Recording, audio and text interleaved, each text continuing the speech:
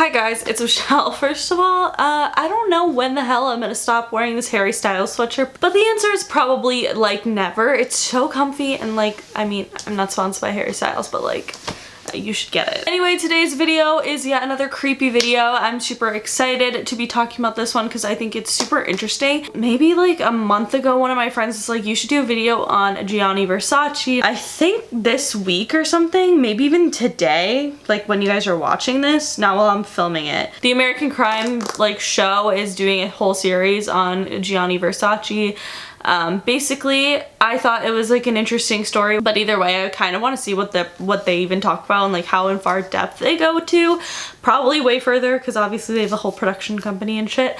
But either way, I thought that this was an interesting story. Also, I haven't talked about a serial killer in kind of a long time on this channel, maybe like a couple months or something, and you guys have been begging me to do more serial killer videos, and it just so happens that this definitely fits under the category, and you will learn why in a little bit.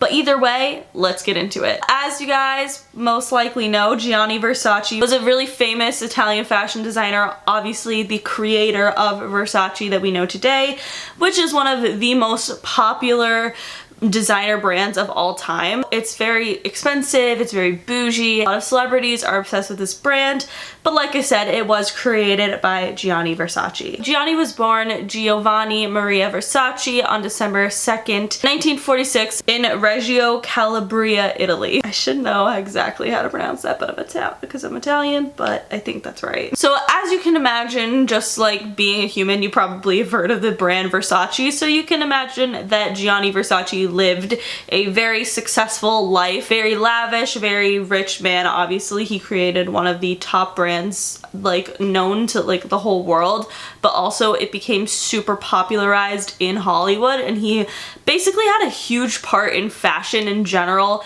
with Hollywood and celebrities. Like getting celebrities to wear his designs was such a huge thing that Gianni Versace did.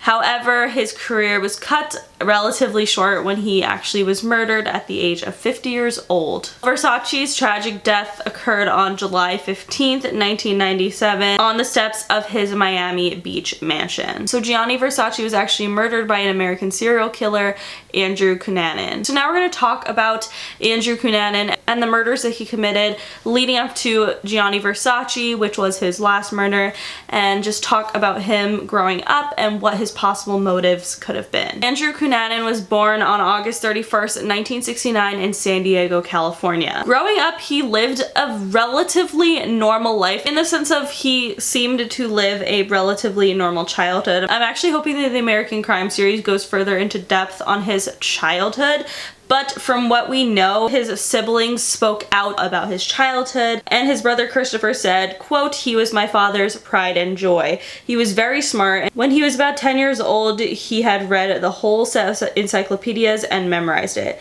And you could ask him any question, pick up any edition and ask him any question, he could tell you." End quote. His sister Elena also spoke out saying, quote, "He got everything that he needed. My dad gave him a sports car, he had the master bedroom, he had his own bath and everything." End quote.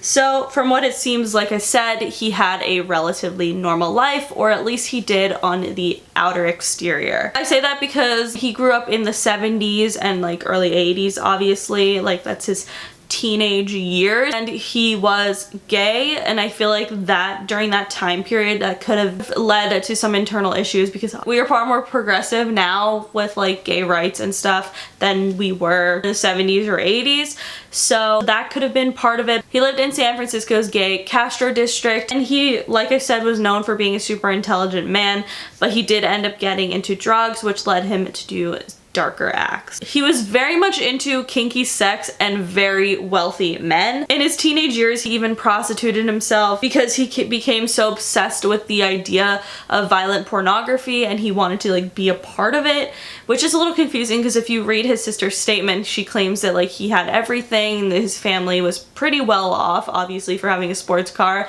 and having the master bedroom, so it seemed like his life that he had was still like not fulfilling enough and he wanted even more money. He wanted to be very wealthy, and he often went to seek out sugar daddies, as you call them, and basically that's wealthy men who to date, and wanted to basically be a sugar baby for a lot of his like late teens and early 20s.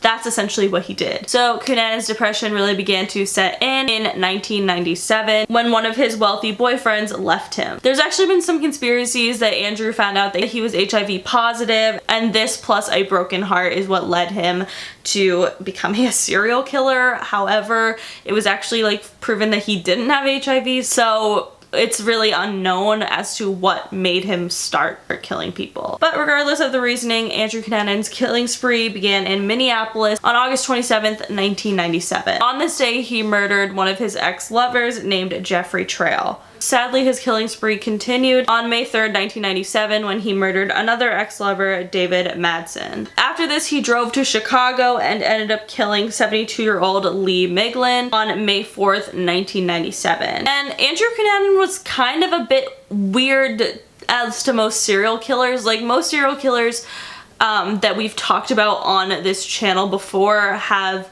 like did their killings and like they weren't on like FBI's Most Wanted or anything because no one knew who they were until like they got caught, which was significantly after. However, Andrew Cunanan was continuously trying to mess with the police, and also he was like on the run, but essentially everyone knew that it was him doing these crimes, and he was even on FBI's Most Wanted list after killing Lee Miglin. So Andrew stole Miglin's car and then killed his fourth victim, William Reese. So while the police were on a complete manhunt for Andrew, he was hiding in plain sight, as he says, and like I said, he would do things that most serial killers, if they knew that they were like on like the police's radar, wouldn't have done. For instance, he was hiding in Miami Beach, Florida for 2 months after killing William Reese, and he even used his own name to pawn a stolen item, knowing that the police routinely checked pawn shops for stolen items like this. So it was almost like he wanted to get caught before he like would kill the next person. He just didn't at the time. It was so weird and so bizarre because like I said, most of the serial killers we've talked about previously hid under the radar literally until the day they got caught.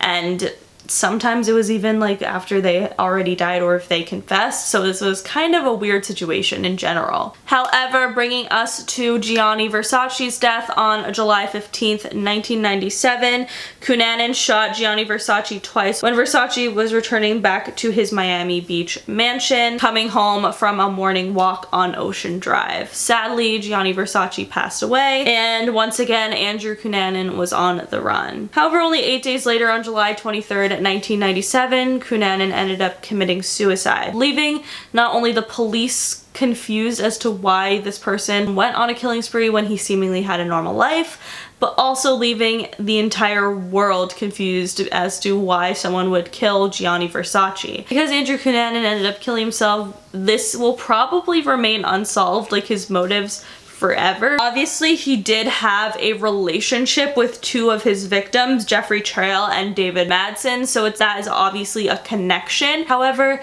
the other three victims remain completely unsolved. Though I do have some speculation, at least with Gianni Versace specifically, because Andrew Cunanan had this intense desire to be wealthy and to be with rich men. There's like kind of two theories that I have, I guess like you could say, is that first of all, maybe Gianni Versace was like a dream guy for him, like he was rich, and if you guys didn't know, Gianni Versace was also an openly gay man, so it's possible that he like was like would have wanted to obtain somebody like Gianni Versace, even though Gianni was with somebody, he had a partner for years before he died. So that's a possibility. Maybe he thought that if he killed him and then killed himself that they would be together for some reason. I don't know. Like I said, the mind of a serial killer is obviously hard to understand and hard to grasp, so something like that could be possible. Another thought that I had is like potentially that he was jealous of Gianni Versace, as Gianni was like obviously this really famous designer. He was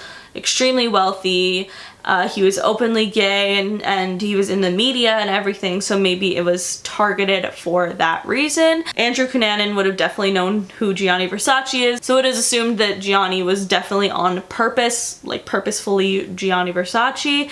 So maybe that's a possibility that Gianni Versace was like the man that he wished he could have been. Somebody really wealthy and famous, and that's kind of what he wanted. Because if you think about it, that kind of makes sense because of the way he wanted to be caught by the police and why he wanted his name out there, and maybe even killing a celebrity is what got his name out there. More people were talking about it, though I don't know why he would care about it if he was gonna like commit suicide anyway. But like I said, people do crazy things, especially serial killers, obviously do crazy things. So that's kind of it. Like I said, it's unsolved. We'll probably never know, but either way, Gianni Versace obviously left a legacy behind, and people still wear Versace today. It is one of the top designer brands in the world, so that's pretty cool. Even though we'll never know the intent behind Andrew Cunanan's crimes, we can continue to mourn the victims of Andrew Cunanan. It's obviously super terrible and such sad circumstances. Like, it's just sad. It's sad that I feel like I don't have to say it's sad. I don't know why I said it, but it is. That's it for today's video. If you guys liked it, please give it a big thumbs up. Let me know what you thought about this in the comments below. Make sure you follow me on Twitter, Snapchat, and Instagram because I'm always posting really dope ass shit on there. Subscribe for new creepy or conspiracy videos every Monday, Wednesday, and Friday, with the occasional Tuesday and Thursday vlog. And I will see you guys tomorrow. Bye!